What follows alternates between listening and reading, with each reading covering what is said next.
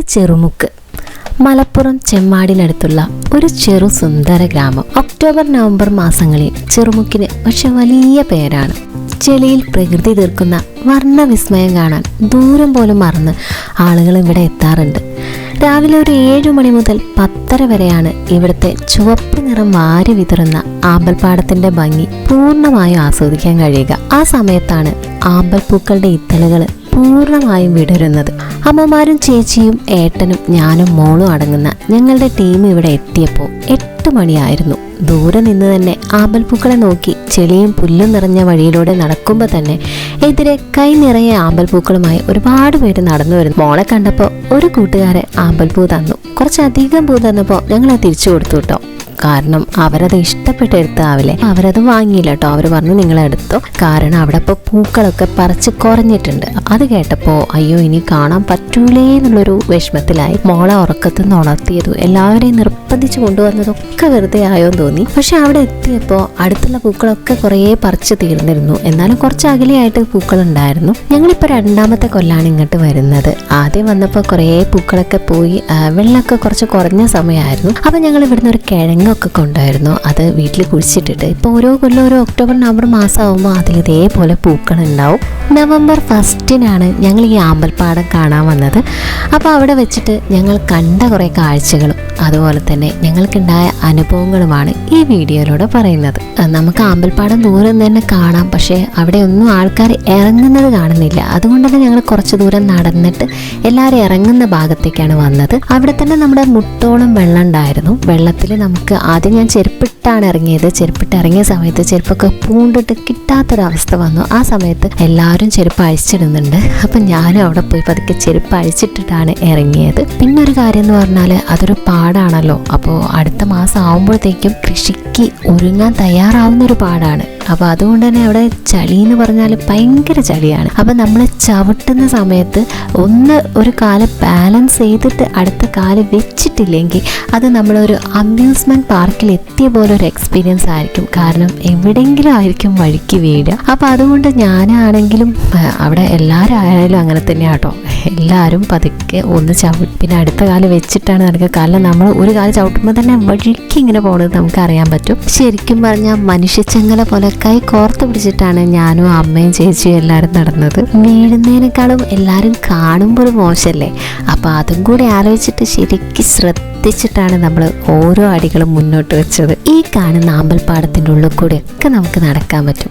അപ്പോൾ എനിക്കുണ്ടായ ഒരു എക്സ്പീരിയൻസ് കൊണ്ട് ഞാൻ പറയാം കേട്ടോ. ഇവിടെ കരിങ്കല്ലുകളൊക്കെ ഉണ്ട്. അപ്പോൾ നമ്മൾ ഒരു കാലം എടുത്തു വെച്ചിട്ട് ഒന്ന് നോക്കിയതിന് ശേഷം അടുത്ത കാലൊന്ന് വെക്കുന്നതാണ് നല്ലത്. കാരണം എൻ്റെ ഒരു അനുഭവം കൊണ്ട് പറയാണ്, കരിങ്കല്ല് തട്ടിയിട്ട് എൻ്റെ കാല് മുറിഞ്ഞു. അപ്പോൾ അതുകൊണ്ട് ആ ഒരു കാര്യം നമ്മൾ ശ്രദ്ധിച്ചിട്ട് വേണം പോവാൻ. പിന്നെ ഇവിടുത്തെ ആൾക്കാരെ കുറിച്ച് പറയുകയാണെങ്കിൽ ഈ നാട്ടിലുള്ള ഒരു ആൾക്കാരൊക്കെ ഭയങ്കര ഒരു ഫ്രണ്ട്ലി ആയിട്ടുള്ള ആൾക്കാരാണ്.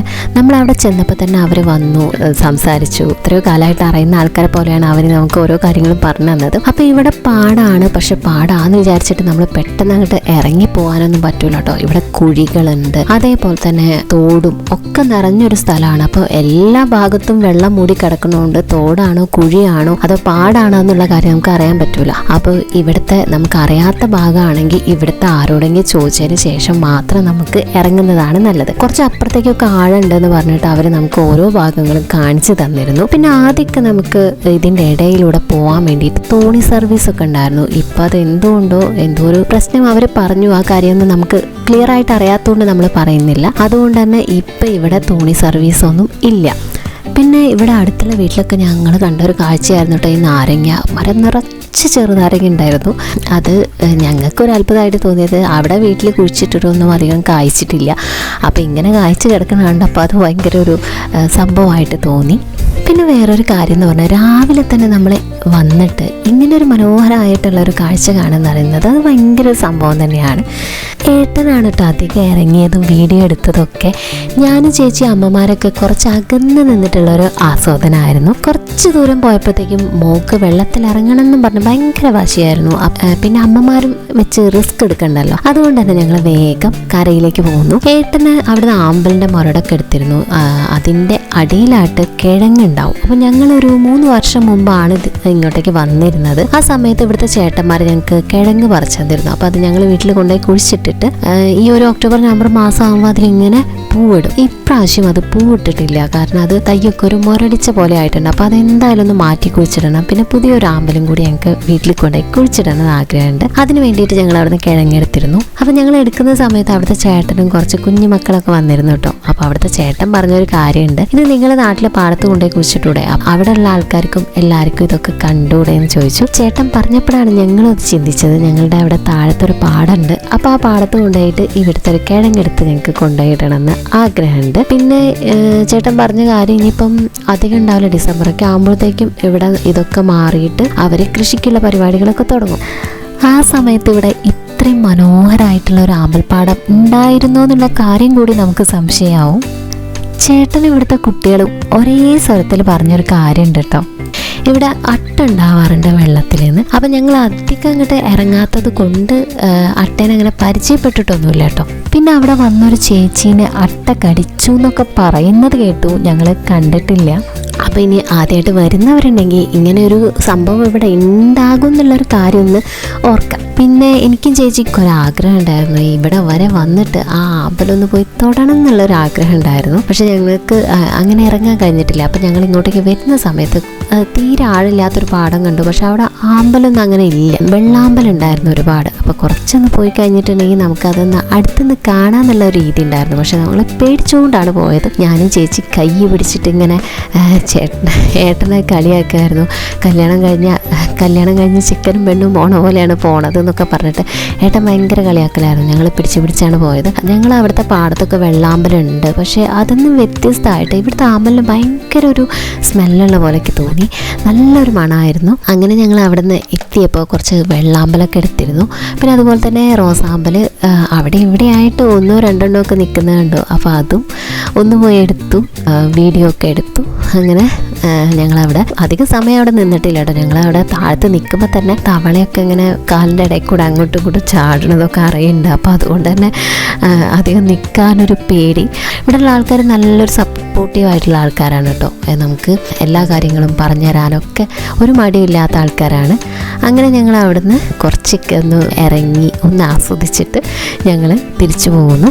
ചെളിയിലൊക്കെ ഇറങ്ങി ഞങ്ങൾ തിരിച്ചു വന്നപ്പോൾ കാലൊക്കെ ഷോക്സ് ഇട്ട പോലെ ആയിരുന്നു കേട്ടോ. അവിടെ അടുത്തുള്ള വീട്ടിൽ ചേട്ടൻ പറഞ്ഞു ഇവിടെ വന്ന് കഴുകിക്കോളൂ പറഞ്ഞു. അങ്ങനെ ഞങ്ങൾ വീട്ടിൽ പോയിട്ട് കഴുകി. ഞങ്ങൾ ഇവിടേക്ക് ഗൂഗിൾ മാപ്പ് നോക്കിയിട്ടാണ് വന്നത്. അപ്പോൾ വന്ന സമയത്ത് നമുക്ക് ഇവിടെ എത്താനായപ്പോൾ തന്നെ ഇവിടെ ഒരു ബോർഡ് ഉണ്ടായിരുന്നു, ഇങ്ങനെ ആമ്പൽപ്പാടം തോണി സർവീസ് എന്നൊക്കെ പറഞ്ഞിട്ട്. ഇപ്പം നമ്മുടെ തോണി സർവീസ് ഒന്നും താൽക്കാലികമായിട്ട് ഇവിടെ ഇല്ല.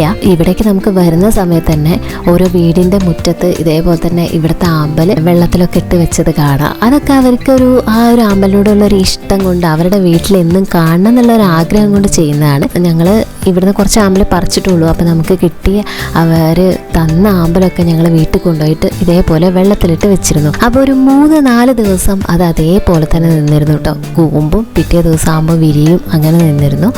ഈ വീഡിയോ ഞങ്ങൾ ചെയ്യുന്നത് ഞങ്ങൾ അവിടെ വന്നിട്ട് ഒരാഴ്ചയൊക്കെ കഴിഞ്ഞിട്ടാണ് ചെയ്യുന്നത്. അവിടുത്തെ ഭംഗിയൊക്കെ കണ്ടപ്പോൾ പെട്ടെന്ന് തന്നെ ഈ വീഡിയോ ഇടണം എന്നുള്ളൊരു ആഗ്രഹം ഉണ്ടായിരുന്നു. പിന്നെ ഓരോ കാര്യങ്ങളായിട്ട് നമുക്കത് ചെയ്യാൻ പറ്റിയില്ല. അങ്ങനെ ഇപ്പോൾ ചെയ്യുന്ന സമയത്തും ആ ആമ്പൽ നമ്മൾ ഫുള്ള് കളറ് പോയിട്ടില്ല. ഒരു ഉണക്കൊക്കെ വന്നിട്ടുണ്ടെങ്കിലും മുഴുവൻ കളറ് പോയിട്ടില്ല. അപ്പോൾ അതുകൊണ്ട് ഇപ്പോഴും ആ ആമ്പൽ ഞങ്ങൾ മേശപ്പുറത്ത് വെച്ചിട്ടുണ്ട്. പിന്നെ എനിക്ക് അവിടെ വന്നിട്ട് സങ്കടം തോന്നിയൊരു കാര്യം എന്താണെന്നറിയോ, ഞങ്ങൾ അവിടെ വന്ന സമയത്ത് കുറേ ആമ്പലൊക്കെ ഇങ്ങനെ ഏതൊക്കെ പിച്ചിങ്ങനെ നിലത്ത് കിടക്കുന്നുണ്ടായിരുന്നു, കുറേ ചവിട്ടി അരച്ചിട്ടൊക്കെ കിടക്കുന്നുണ്ടായിരുന്നു. അത് കണ്ടപ്പോൾ ഭയങ്കര ഒരു വിഷമം തോന്നി. കൊല്ലത്തിൽ ഒരിക്കലും മാത്രം ഉണ്ടാവുന്ന പൂവല്ലേ, ഒരു കൊല്ലം കാത്തിരുന്ന് വിരിയുന്ന ഒരു പൂവാണ്. അപ്പോൾ ആ പൂവ് ഒന്നിനും അല്ലാതെ കിടന്നിങ്ങനെ ചവിട്ടി അരയ്ക്കപ്പെടുമ്പോൾ ആ ഒരു സങ്കടം തോന്നി. അപ്പം ഇത്രയും ആൾക്കാർ ഇവിടേക്ക് വരുന്നത്, ദൂരത്തുനിന്ന് വരെ ആൾക്കാർ വരുന്നത് ഈ ഒരു പൂവിൻ്റെ ഭംഗി കാണാൻ വേണ്ടിയിട്ടാണ്. അത് കാണുമ്പോൾ അവർക്കൊരു സന്തോഷം ഉള്ളത് കൊണ്ടാണ് അവർ വരുന്നത്. അപ്പോൾ ആ പൂവ് ഇങ്ങനെ കിടക്കുന്ന കണ്ടപ്പോൾ എനിക്കൊരു സങ്കടം തോന്നിയിട്ടോ. പൂവാണ് കേട്ടോ. ഞങ്ങൾ ഓട്ടോ ഒക്കെ വിളിച്ചിട്ടാണ് വന്നത്. അപ്പോൾ ഒരു 2 മണിക്കൂർ കൂടുതൽ നമ്മുടെ ഓട്ടോ വെയിറ്റ് ചെയ്തിട്ടുണ്ട്. പിന്നെ ഞങ്ങൾ പോകുന്ന സമയത്ത് ആമ്പലിങ്ങനെ പതുക്കെ കൂമ്പാനുള്ള ഒരു തയ്യാറെടുപ്പൊക്കെ തുടങ്ങിയിട്ടുണ്ടായിരുന്നു. അപ്പോൾ ഇനി ഇങ്ങോട്ടേക്ക് ഇപ്രാവശ്യം വരുമെന്ന് അറിയില്ല. അപ്പോൾ ഇനി എന്തായാലും അടുത്ത കൊല്ലത്തെ കാഴ്ചകൾ കാണാൻ ഉള്ള ഭാഗ്യം ഉണ്ടാവട്ടെ എന്ന് പ്രാർത്ഥിച്ചുകൊണ്ട് ഞങ്ങൾ ഈ ആമ്പലിനൊക്കെ ടാറ്റ പറഞ്ഞിട്ട് പോവുകയാണ്.